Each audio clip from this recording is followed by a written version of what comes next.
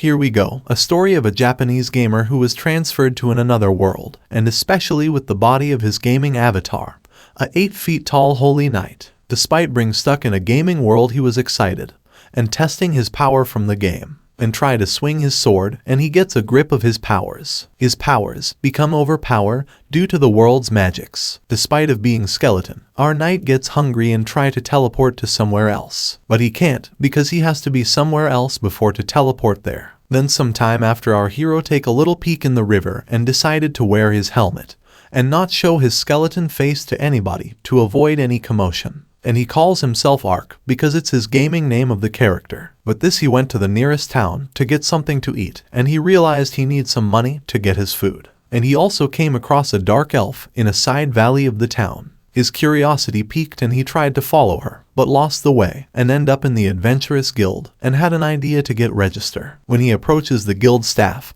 he told our hero that there are some specific requirements has to met to get an adventurous licenses. He has to slay 3 monsters or bandits to get registered. When he was slaying a bull boar and an orc monster, he witnessed a group of bandits try to abuse 2 girls. First, he hesitated to kill humans, but he decided to rescue those girls and kill the bandits and burn them. As per the 2 girls, it is a noble lady named Lauren and her maid Rita. He take all the valuable of those bandits and accompanies those ladies to the town. Finally, he gets his adventure license and enjoys a good meal from the money he stole from the dead bandits. He accepts that this is his new normal and even begins to genuinely enjoy it. The next day, he picks a low-profile bodyguard duty for a young girl named Marka while she picks some medicinal herbs from the forests. Once he arrives, his client seems unusually hasty, but it turns out Marka is hiding her herb collection from her mother. Not because her mother is a bad parent, but simply because she has become overly protective since Marka's father died.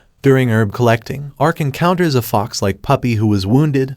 Ark helped the fox-like creature, and the puppy get fond of Ark, so he named the fox-like creature Ponta and adapt him. Meanwhile, Marka's mom returns from work and informed that Marka went into the forest with a knight. While at it, a hunter told that there was a monster in the forest that attack and kill people on sight. When Ark and Marka try to pick some herbs from a tree, the monstrous basilisk appears from nowhere and try to attack Marka. Ark teleports and saves Marka. He then kills the reptile with a massive magic and asks Marka not to tell anyone. Ark noticed a strange ring in one of the legs of the monster, but as the monster died, the ring faded away. They collect all the herbs and return to the village with a giant boar. Ark then says his goodbye to the villagers and went to the town. After that, some people were successful in killing another basilisk. They are quite proud of themselves, but when they find the dead body of another basilisk, their pride is replaced by self-doubt. In contrast to them, this one was instantly killed, which was absolutely phenomenal. After some time, Ark was on a mission to wipe out a bandit's hideout. As the story progresses, it becomes clear that the noble lady and her maid's rescue was an unexpected turn of events. Those bandits were going to kill her in order to disturb the kingdom. Triton is the person who gave the order for her murder, and his son Udalan allegedly operates an illegal slave market. Triton is a detestable person on all counts. Cutting back to Ark, when he came out of bandits' hideout,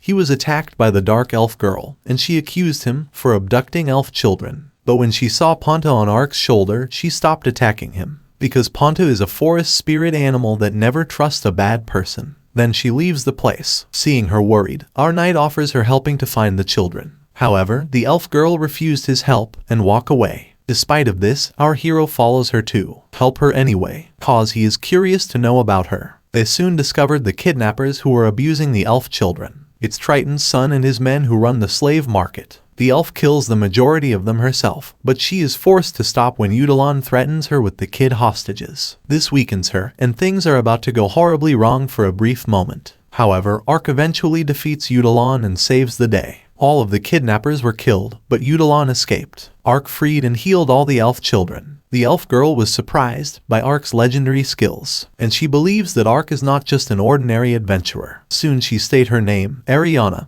and she requested to Ark to help rescue more elves who have been enslaved. Ark agreed to her. Soon after, they traveled to the town of Dinto. Here they meet Ariana's teammate Danka. Danka suspects Ark, but he can't ignore the fact that Ark managed to gain the trust of not only Ariana, but also a forest creature like Ponta. Plus he can use teleportation, which is pretty handy. In any case, Ark excuses himself to attend to a personal matter. but it's just him removing his helmet and eating the food without caring what others think. Ariana, on the other hand, told Danka what happened, how she failed to save the children but Ark rescues them. And Ariana compared herself with her elder sister. Later that night, they planned to rescue some elves. However, someone is watching them. When they arrived at the warehouse, which is a slave trader's base, they were surprised to see that the bandits were already killed by someone. The responsible person for that was a beautiful beastskin ninja, which excites Ark. She also trusts Ark because of Panda, of course. She gave him a list of people who have been involved in slave trading,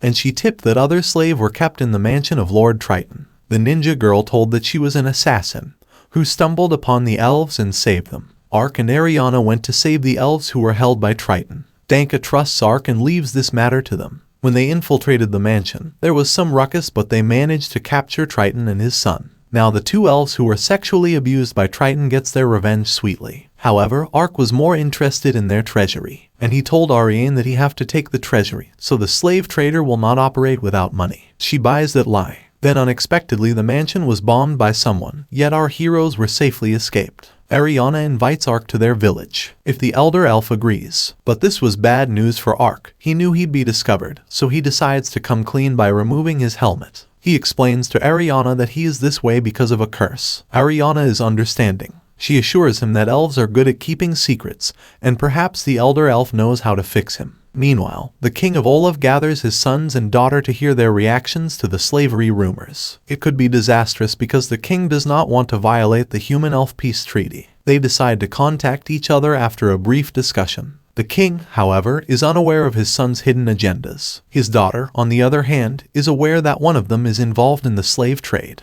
while the other simply wishes to expose him. Because of royal politics, the daughter appears to be a good person who wants everything to go well, and begins her own preparations. Returning to the main characters, Ark and Ariana have finally arrived in the land of the elves. It was deep in the woods. There, Ark meets the elder, who happens to be Ariana's father. He also gets to meet her mother. They express gratitude to Ark for assisting their daughter and to save the elves. But, as the problem grows larger and larger, Ariana and her father flee to Maple, the elven capital. They want to discuss this with the elders as soon as possible. While they are away, Ariana's mother keeps Ark busy by sparring with him frequently. She wants to know if he's strong enough to keep her daughter safe, and it appears that he isn't, because Ariana's mother beats him every time. Ark finally understands how his high states mean nothing if he isn't skilled and experienced enough to use them properly against other skilled individuals. Ariana and her father approach the elders to discuss the situation and bring to their attention how humans are keeping elves as slaves. But they really don't want to put themselves in a position where they have to fight the humans, so it appears that the best course of action is to continue saving them in the shadows. The next thing that happens is that Ariana learns that her sister is going to get married. Despite the fact that she is shocked by this information, she is well aware that, in contrast to her sister, she will never get married. In a fateful twist of fate, the next time we see Ariana is when she walks in on Ark while he is taking a bath. He is skull and bones, while she is in all of her naked elf glory. However, despite the fact that she was the one who walked in, she fires Ark out of the sky because her fear was triggered by the fact that he was composed entirely of bones. While it was uncomfortable for them both, at least they are growing closer to one another. Moving on, her father assigns Ark as her personal assistant. In addition, the elder tells him about a pool of magic that could potentially heal him, out of a genuine desire to assist him in breaking his curse. He will, however, have to travel all the way to the domain of the Dragon Lords and pass by some of the world's most lethal dragons. That's how he'll locate the spirit tree.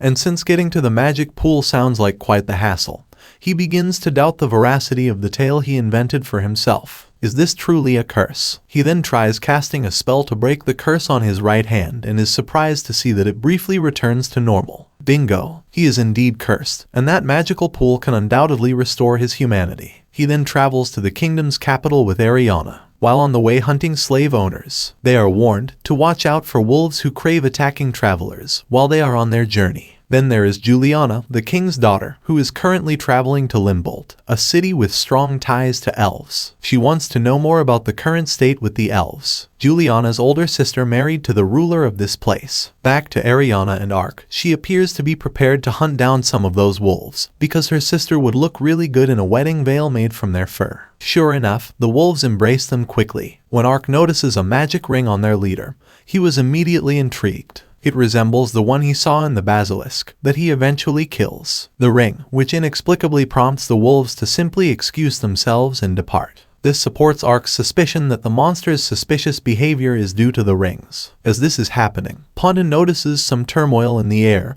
and takes Ark somewhere. Ariane has already obtained some of their fur. However, it's already too late. Assassins have killed the king's daughter, her maid, and her guards. The assassins attempted to attack Ark while he was still there, but his armor was more than sufficient to repel them. Even the wolves arrive to assist him after he easily dispatches them. But what happens next is essentially cheating. The king's daughter and her companions are instantly revived after Ark casts a rejuvenation spell on them. Before they can fully regain their consciousness, he slips away. He finds himself second-guessing what he did, and whether casting a spell to raise the dead was even the right course of action. They continued on until they arrived in Olev's capital. The cat-eared ninja girl, whose name is Shiomi, she came across Ark. She belongs to the Egyptian clan. She is currently a wandering evangelist looking for clan members who have been kidnapped by humans. She ends up questioning Ark about his understanding of the word ninja during their conversation. Because Hanzo, the founder of their clan, is the one who came up with this name. Because it doesn't make sense for a random person like Ark to know this piece of knowledge. Ark assumes that the clan's founder was a Japanese man,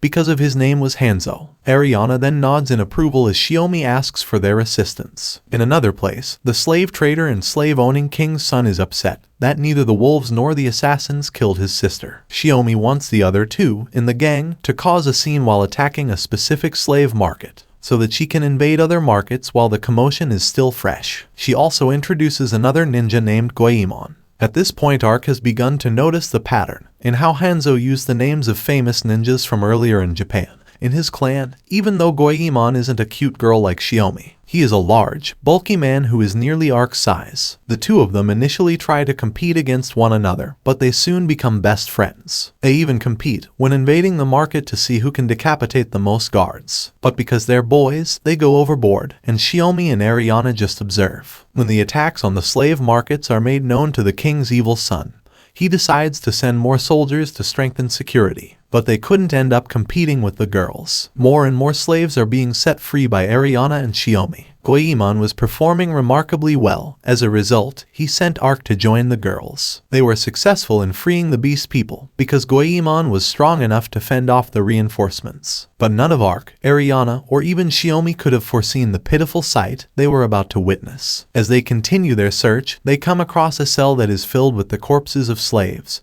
who were either old or sick and left to rot. This was the final straw for the few survivors who were still alive. Ark immediately teleports the survivors to a secure location before returning to joining forces with Goemon to take on the approaching soldiers. But because he was truly furious this time, the man appears to have lost control, destroys the slave market, and kills all the soldiers. It was total devastation. They hold a proper funeral for the deceased slaves after this is finished. It was just too sad, but they now realize how critical it is to act quickly to free the slaves. In the meantime, the other son of the king is successful in having his brother killed. He also blames his dead brother for Juliana's disappearance. The only remaining heir to the throne is him. On the other hand, Juliana eventually makes it to Limbolt. Although she is informed of the death of her evil brother, she is also aware that the other brother was likely to blame. She decides to be wise and conceal her survival, at least for the time being, not just for his death, but also for her attempted murder. Following that, Ark and Ariana decide to travel to the Holy Revlon Empire because, according to Shiomi, they had bought numerous slaves from the Variai's slave markets. The disturbance in the kingdom is known to the Emperor of Revlon, who enjoys it and wants more of it. He also dispatches his agent Fumba to create a commotion. Ark and Ariana continue on passing by wyverns and then a village. Throughout it all, Ark can't help but notice that Ariana seems a little uneasy. When he questions her about it, he discovers that the Holy Revlon Empire's legalization of the slave trade is what's causing her concern. She hesitates to visit because she is afraid of what she might discover. They meet Karsi, an elf who lives in the village and makes a living studying monsters while they are staying there. Karsi requests the man's assistance because he knows Ark is a strong guy and he will give them a map of Revlon in exchange for capturing some monsters. When Ariana sees onsiders how Karsi coexists with humans, she wonders if she is capable of doing the same. However, after a few drinks, it becomes apparent that our cute elf is a pretty bad drunk and is disorderly. The villagers believed that she and Ark were acting out in bed all night when they awoke the following morning. Anyhow, as she gets over her hangover, Karsi and Ark were attacked by a huge worm while they were out hunting monsters. Yet Ark overcomes it. It was unquestionably abnormal in size and also had a ring on it. Later, Karsi tells Ariana that he used to despise humans as well, but that he changed his mind after visiting the city of Limbolt, where humans and elves live side by side. It's also wonderful. About the worm's abnormal size, it appears to be the Emperor's agent Fumba. The monsters are growing unusually large because he has been feeding them slaves. In accordance with the Emperor's orders, he also kidnapped some villager. However, after arriving at the border to look for the captured elves, Ark and Ariana split up to cover more ground. When Ark learns about the strange cries that can be heard coming from a certain fortress at night, he realizes that this is where they should be looking. He succeeds in saving a girl from being abducted as well. She's kind of adorable and loves Ark a lot for saving her. Ariana, however, is the one who does not enjoy it. The kidnappers were working for Fumba to get some people who could be fed to monsters. He feeds the guys to his tiger because the kidnappers were unable to kidnap anyone.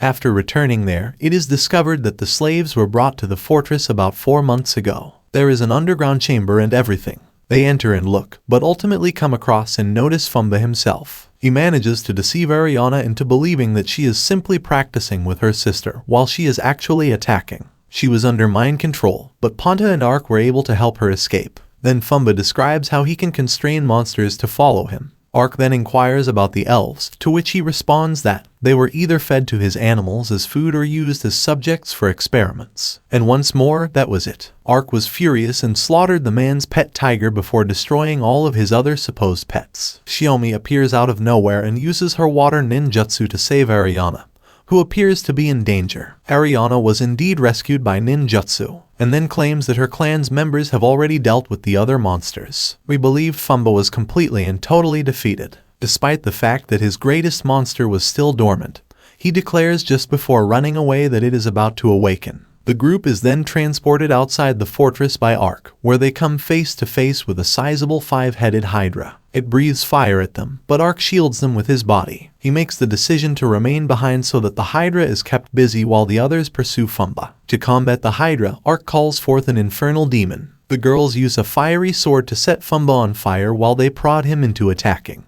In the end, the infernal demon of the Ark also uses flames to vanquish the adversary. Flames consume Fumba and Hydra equally. After discussing what transpired with Ariana's father and another elder, Princess Juliana makes the sincere declaration that her kingdom will be held accountable for the slave trades. They'll search for the slaves, find them, and rescue them while taking any necessary measures to protect the elves. The elves decide to support her succession to the throne of the kingdom, because they find this to be wonderful news. Ariana becomes aware of this development as well, but she begins to consider her options. Despite the advice from both Ark and Shiomi to just take it easy a little bit, the king's son is furious not only because his only sister is alive, but also because she actually succeeded in negotiating with the elves. Additionally, Fumba and his monsters were brutally destroyed, which was bad news because it infuriated the Emperor of the Holy Revlon Empire. Shiomi finally sees Ark's face just before the story comes to a close, but as we all know, nothing has really ended for any of them.